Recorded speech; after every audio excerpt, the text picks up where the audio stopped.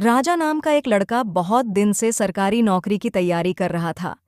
अंत में उसे स्कूल टीचर की नौकरी लग गई। जिस स्कूल में उसे पढ़ाने जाना था वो शहर से काफी दूर एक गांव में था। इसलिए उसे गांव के आसपास ही किराए पर एक घर लेना पड़ा। लेकिन वो घर भी स्कूल से काफी दूर था। राजा रोज पैदल स्कूल आने जाने लगा। कुछ महीने बाद जब उसके पास अच्छे खासे पैसे जमा हो गए तो उसने उस पैसे से एक बाइक खरीद ली ताकि और उसे पैदल स्कूल न जाना पड़े। राजा जब भी स्कूल जाता और रास्ते में कोई उसे पैदल दिख जाता तो वो उसे अपने बाइक पर लिफ्ट दे देता। स्कूल से वापस आते समय भी राजा वहीं करता। ऐसा एक भी दिन न हो जिस दिन उसने किसी को अपने बाइक पे बिठाए बिना स्कूल गया हो या फिर वापस अपना घर आया हो। उससे जितना हो सकता वो सबकी मदद करने की कोशिश करता। एक दिन जब राजा स्कूल से घर जा रहा था तो उसे एक आदमी रास्ते पर अकेले पैदल चलता दिखा। उसने रोज की तरह उस आदमी के पास जाकर बोला कि आप मेरे बाइक पर बैठ जाइए, मैं इसी रास्ते से जा रहा हूँ, आपको आगे छोड़ दूंगा। वो आदमी खुशी खुशी बैठ गया। कुछ दूर चलते ही राजा को महसूस हुआ कि उसकी पीठ पर नोखिला कुछ चुभ रहा है।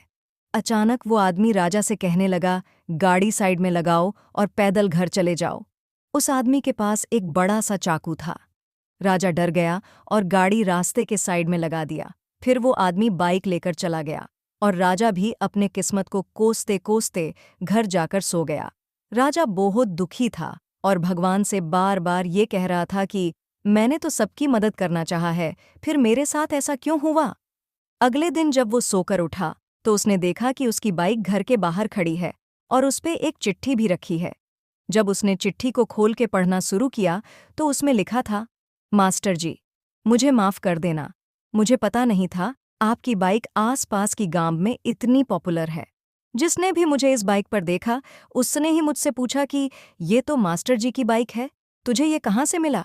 सबको पता चल गया कि मैंने आपकी बाइक चोरी की है, इसलिए मैं आपको आपका बाइक लौटा रहा हूँ।